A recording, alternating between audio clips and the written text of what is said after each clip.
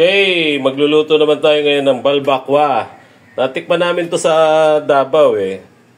Nung pumunta kami, gagayahin ko lang. Nagpalambot lang ako ng paa ng baka, mga idol. Pinalambot ko sa pressure cooker, medyo lumambot na gusto. Pero okay lang to. Sasabaw na natin, pinagpalambot na natin. Palambot nyo lang to sa asin na may paminta. Tagan nyo konting luya, okay na yan. Doon nyo lang palambutin, madali lang magpalambot. Pakuluan nyo lang ng pakuluan. May pressure cooker kayo, pakuluan nyo lang. Ito yung mga sahog nyo. Mani, chunks, black beans, tomato sauce, maliit lang. Tapos pork and beans. Tapos bell pepper, red and green. Tapos to, kung gusto nyo, optional lang to. Sibuyas, saka luya. Tapos paminta, patis. Siyempre, kung gusto nyo lagyan na medyo matamis-tamis, lagyan nyo ng konting asukal. Wala na tayong gagamitin na kung may star anise kayo, lagay nyo. Tingnan ko rito kung meron kaming star anise, to. Okay, umpisa natin maggisa, mga idol. Gisa muna natin. Sa luya, sibuyas na naman to, diretso na to. Lagay lang natin siya ng kulay, sweetie. Maggisa tayo, sweet. Okay, umpisa muna natin magprito ng sweetie, mga idol. Para may kulay lang. Kaya maganda kulay nito. Init nyo lang yung mantika, oh. Tignan mo. O, yan, oh. Minute na kagad. Nagkuha na kagad, oh. O, nagkulay na siya, oh. Makulay na yan. Para makulay lang yung ating balbakwa. Ayan, makulay na siya, oh. Diba? Tapos, pwede nyo na patayin yung apoy bago tayo maggisa ng luya. Ayan. Patay apoy. Patayin na muna tayo. Okay, gisa na natin itong luya natin. Tignan mo, nagpula agad ng luya, mga idol. Ayan, oh. Diba? Pula na yung mantika. Tinanggal ko lang yung sweetie. Isa lang natin yung luya. Para hindi na ako maglalagay ng tawag doon ang bawang.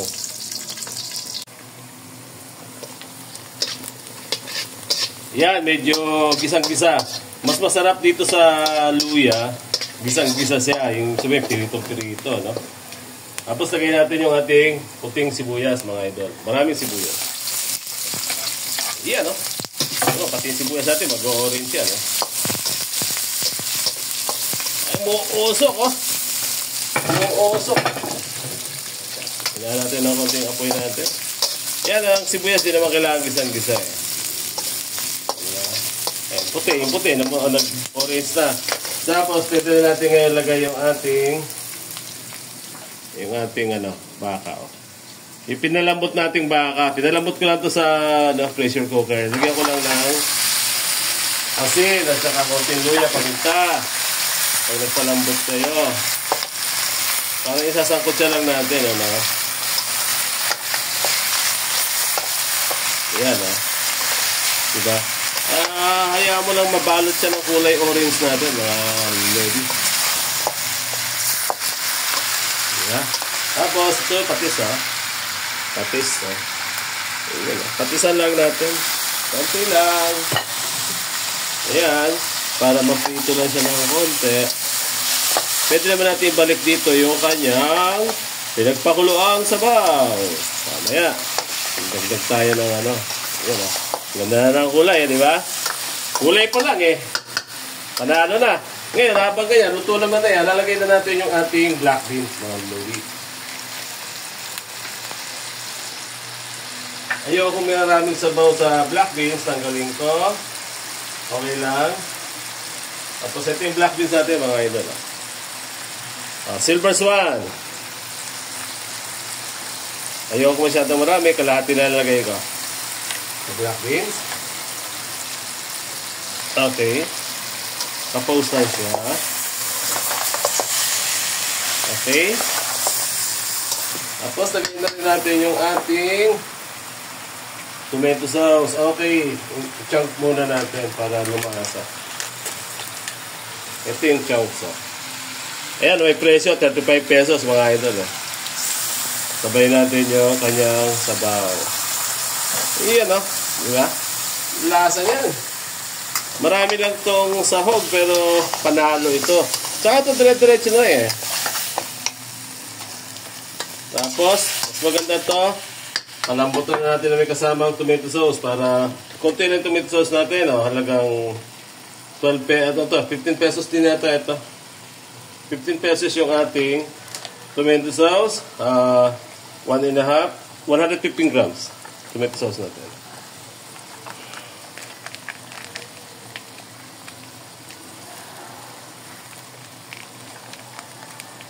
Yan, oh. Tapos, lagyan natin ng konting tak-tak-tak lang. Konting tak-tak lang, oh. Tapos, lagyan natin siya ng konti na. Paminta na yung paminta. Hindi ko pa makita yung paminta ko, mga idol. Lagyan natin ito ng paminta. Ayan. Tapos, oh. Yan, oh. Ganda na, oh. Diba? Ganda na kulay. Alala natin, kumulo muna ng konti. Takpan muna natin, mga idol. Okay. Okay, islasin natin yung bell pepper natin, mga idol. Ayan, no? Ano to? Green at saka pula, no? Tapos lagyan natin siya ng malupit na sili. Para medyo may kagat yung ating ibang tawag nila dyan, bulkachong o balbakwa. Iba niya, paa ng baka, paa ng kalabaw. Pwede, kahit gawin natin 4 para mas masaya. Okay. Dagdag lang natin to. Okay na. Yan, oh. Tulang-tulo na, mga lodi. Diba? Ayan, tikit ng konti. Okay na. Balik natin ng konti yung pinagpakuluan natin dito para magkaroon ng konting sabaw. Pero bago natin lagay muna natin yung pampasipa natin. Ayan, oh. Sili. Tapos, ayan, oh. Ano yan? Bell pepper. At saka siling labuyo, mga idol. Yung labuyo, optional yan. Kung may bata, wag hindi kumain. Pero kung gusto nyo, sanay naman sila sa sili. May mga batang mahilig sa sili. Ayan, oh. Hindi mo nalulusak basta-basta. Ngayon, lagyan natin siya ng paminta. Mga kalating tablespoon lang to. Para magkaroon. Tapos lagyan din natin siya ng konting azukal. Mga kalating kutsara lang, mga idol, oh. Brown sugar. Para mas tumingkad. Kasi medyo maasim yung ating tomato sauce. Then, lagay na rin yung ating Hans pork and beans. Sa inyo to, kung gusto nyo, mas marami, mas masarap. Kung ano yung panlasa nyo. Pero sa akin, tama lang ito. Kunti lang. Ayan, oh. Tapos, halo-halo na lang.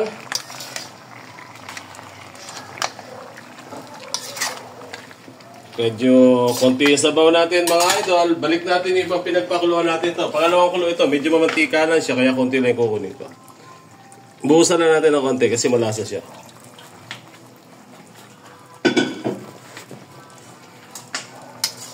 Siyempre, doon siya lumambot, maraming nagmantika.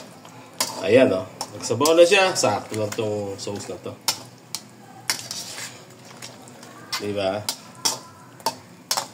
Dahil na natin kumulo, susunod na natin dito yung ating, meron na tayong yung peanut butter natin na malupit. Tsaka yung ating sinigang, ay na sili. Yung panghuli. Ito, oh. Malupit na ano to. Konti lang.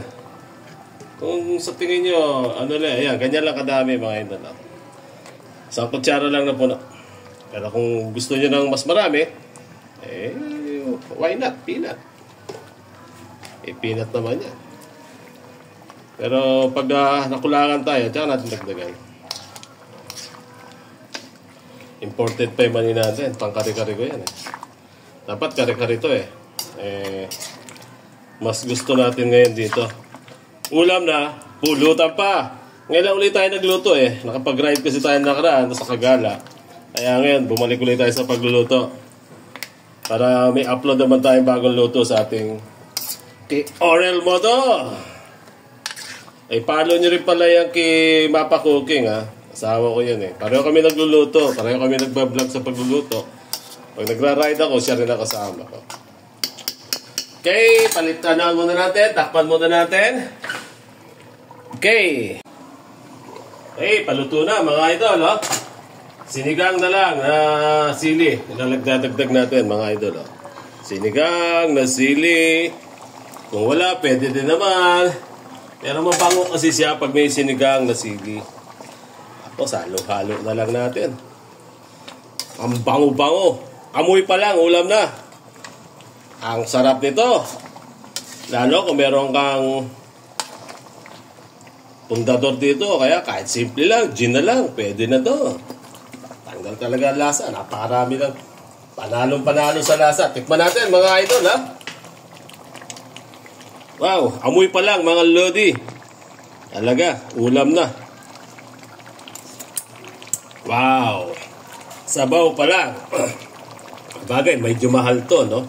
Nibiro mo, palambot lang ng paa ng baka, eh. Napakalupit na. Oh. Wow, sarap. Panalong panalo. Walang talo. Gayahin nyo to, mga idol. Kung may bata, huwag na nalagyan masyado ng sili. Pero panalo na. Okay, luto na tong ating balbakwang alaga, parang Davao style. No? Napakasarap ng balbakwan na to. Panalo, kain tayo!